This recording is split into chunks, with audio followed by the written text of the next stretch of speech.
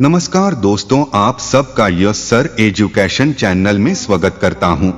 दोस्तों, क्या आप भगवान दत्तात्रेय की यह खास बातें जानते हैं? अगर नहीं जानते हैं तो चलिए जान लेते हैं। दोस्तों, जानने से पहले आप सभी को भगवान दत्तात्रेय का वास्ता है, अभी तक मेरे चैनल को सब्सक्राइब नहीं किया है तो मेरे चैनल को सब्सक्राइब करें। दोस्तों, हिंदू धर्म में भगवान दत्तात्रेय को त्रिदेव ब्रह्मा, विष्णु और महेश का एक रूप माना गया है। धर्म ग्रंथों के अनुसार श्री दत्तात्रेय भगवान विष्णु के छठे अवतार हैं। वह आजन्म ब्रह्मचारी और अवधूत रहे, इसलिए वह सर्वव्यापी कहलाए। यही कारण है कि तीनों ईश्वरीय शक्तियों से समाहित भगवान दत्तात्रेय की आराधना बहुत ही सफल, सुखदायी और शीघ्र फल देने वाली मानी गई है। मन, कर्म और वाणी से की गई उनकी उपासना भक्त को हर कठिनाई से मुक्ति दिलाती है। कहा जाता है कि भगवान भोले का साक्षात रूप दत्तात्रेय में मिलता है। जब वैदिक कर्मों का, धर्म का तथा वर्ण व्यवस्था का लोप हुआ, तब भगवान दत्तात्रेय ने सबका पुनरुद्धार किया था। हयराज अर्जुन ने अपनी सेवाओं से उन्हें प्रसन्न करके 4 वर प्राप्त किए थे।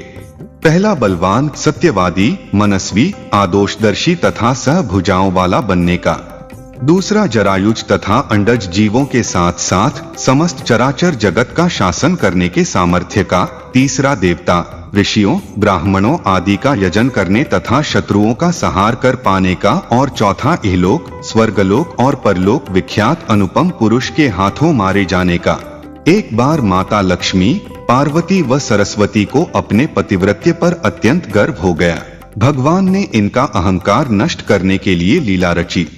उसके अनुसार एक दिन नारद जी घूमते घूमते देवलोक पहुँचे और तीनों देवियों को बारी बारी जाकर कहा कि ऋषि अत्रि की पत्नी अनुसूया के सामने आपका सतीत्व कुछ भी नहीं। तीनों देवियों ने यह बात अपने स्वामियों को बताई और उनसे कहा कि वे अनुसूया के पतिव्रत्य की परीक्षा लें। तब भगवान शंकर, विष्णु व ब्रह्मा साधु वेश बनाकर अत्रि मुनि के आश्रम आए। महर्षि अत्रि उस समय आश्रम में नहीं थे। तीनों ने देवी अनुसूया से भिक्षा मांगी और यह भी कहा कि आपको निर्वस्त्र होकर हमें भिक्षा देनी होगी।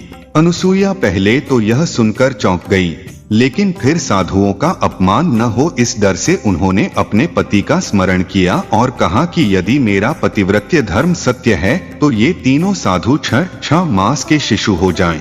ऐसा बोलते ही त्रिदेव शिशु होकर रोने लगे। तब अनुसूया ने माता बनकर उन्हें गोद में लेकर स्तनपान कराया और पालने में झूलाने लगी। जब तीनों देव अपने स्थान पर नहीं लौटे तो देवियां व्याकुल हो गईं।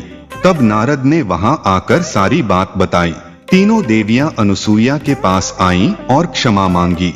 तब देवी अनुसूया ने त्रिदेव को अपने पूर्व रूप में कर दिया। प्रसन्न होकर त्रिदेव ने उन्हें वरदान दिया कि हम तीनों अपने अंश से तुम्हारे गर्भ से पुत्र रूप में जन्म लेंगे।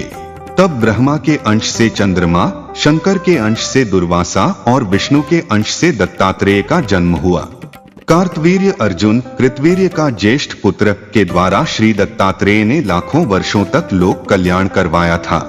कृतवीर्य हयराज की मृत्यु के उपरांत उनके पुत्र अर्जुन का राज्याभिषेक होने पर गर्ग मुनि ने उनसे कहा था कि तुम्हें श्री दत्तात्रेय का आश्रय लेना चाहिए, क्योंकि उनके रूप में विष्णु ने अवतार लिया है। ऐसी मान्यता है कि भगवान दत्तात्रेय गंगा स्नान के लिए आते हैं, इसलिए गंगा मैया के तट पर दत्त पादुका की पूजा की जाती है। भगवान दत्तात्रेय की पूजा महाराष्ट्र में धूमधाम से की जाती है। उनको गुरु के रूप में पूजा जाता है।